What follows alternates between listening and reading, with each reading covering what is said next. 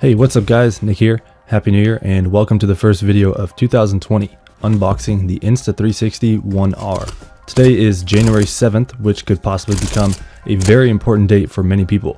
Reason being that Insta360 released the first ever adaptive action camera.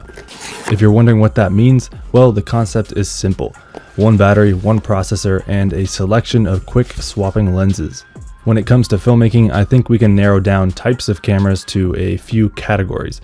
Action cameras such as GoPro, DSLRs, drones, and 360 cameras.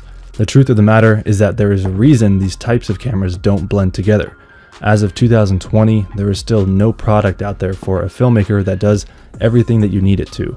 It's safe to say that it's currently impossible to go from filming an aerial image down to a DSLR and then be able to go underwater or create similar action cam perspectives all in one camera. It just doesn't exist yet. Or so we thought. Even though I don't see that happening anytime soon, I believe that Insta360 just made the greatest leap in the right direction. Looking at the specs, the 1R is capable of swapping between 3 different lenses: a 4K wide angle mod, dual lens 360 mod, and 1-inch wide angle mod, as they call it. So we have a battery, a processor, and 3 different lenses capable of shooting standard 4K action camera type footage, 5.7K 360 footage, and somehow a 1-inch wide-angle leica lens capable of shooting 5.3K video and 19 megapixel raw stills. If you're wondering what the difference between the 4K wide-angle mod and the 1-inch mod is, the best way to describe it is that the 4K wide-angle is what comes standard on most action cameras, while the 1-inch mod offers creators a 5.3K 1-inch sensor to achieve image quality and dynamic range, similar to a DSLR camera. The 4K wide sports a 16.4mm angle lens with an aperture of f2.0, the dual lens 360 with a 7.2mm angle lens at f2.8, and the 1-inch wide with a 14.4mm angle lens at f3.2. All in all, with the type of sensor this camera has, those images create a 35mm equivalent focal length. Here's a deeper look at the specs each lens provides. Something to keep in mind is that even though the camera has been announced, I was informed that this is still a pre-production version of the hardware, firmware, and the app, so things may change. But so far, while looking at the specs, I'd have to say that I'm most impressed by the ability of the 1-inch wide-angle lens to shoot 5.3K.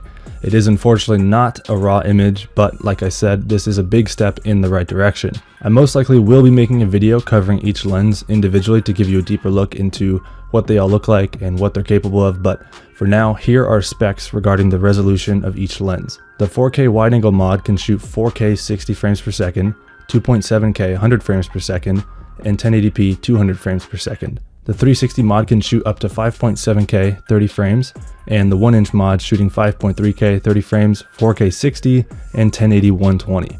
The one thing I would like to see on this list would be the ability to shoot in 24 frames per second in each resolution available. The only lens capable of doing so is the 360 mod at 5.7K, which is still pretty good. The other lenses shoot with a minimum of 30 frames per second. Not the end of the world for an action camera, but there are moments when 24 frames per second is a plus to have. As far as video coding, we can expect an H.264 and H.265 format for the 4K wide angle and 1-inch wide angle, and H.264 for the dual lens 360 mod.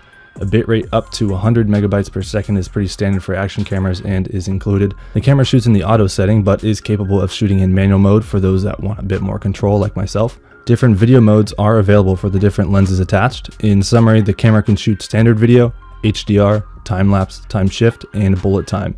If you'd like a better understanding of what those video modes are, let me know down in the comments and I'll make a video covering those topics. While sitting in the launch meeting, there were rumors of external audio recording. This has been such a huge problem with GoPro in the past. They basically gave up on the production of their 3.5mm mic adapter, which left a lot of customers, including myself, pretty frustrated. I will be making a separate video pertaining to the audio in this camera, and if what they're saying is true, it could solve a lot of people's problems. In regards to battery life, I heard numbers close to 1 hour, but as mentioned before, those numbers could change, hopefully for the better. Okay, so jumping into the software. This is where it gets a little crazy, and in a good way. If you've ever edited footage, you know how long it can take to find the right moments. Insta360 managed to develop a feature called Auto Frame, which is an AI-powered computer vision algorithm that can identify the best parts of any 360 video and then recommend that to you. There's still plenty of choice, but the auto frame feature helps you quickly narrow down those shots worth considering, and then it does the reframing for you. Keep in mind that it's not going to be perfect, but I saw the feature in action and was genuinely impressed. This could cut down editing time in half. Okay, so going back to software, the camera is waterproof to depths of 5 meters, 16.4 feet, straight out of the box, and a dive case enables descents down to 60 meters, 197 feet. Voice control is a must nowadays and is of course included. Along with the AI feature auto frame, the camera is also capable of using AI software to do a deep track, which tracks subject's movement and automatically reframes the shot to best follow your subject. If you didn't think that was crazy enough, well then you are in luck. The camera also allows you to do this in real time. Yes, you can literally say mark that to the 1R while you're filming, and the camera will track your subject and then create an automatically reframed shot when you begin editing. I saw a demonstration of this while I was in the launch meeting, and they used a snowboarder and literally just said mark that, and it tracked the subject surprisingly very well. When I was sitting in the launch meeting here in LA, I was a bit overwhelmed with all the features that this camera has. Even while creating the outline for this video, I had to cut certain things out to make it hopefully more understandable. Insta360 really is working hard to create a product that can do everything a filmmaker or creator needs.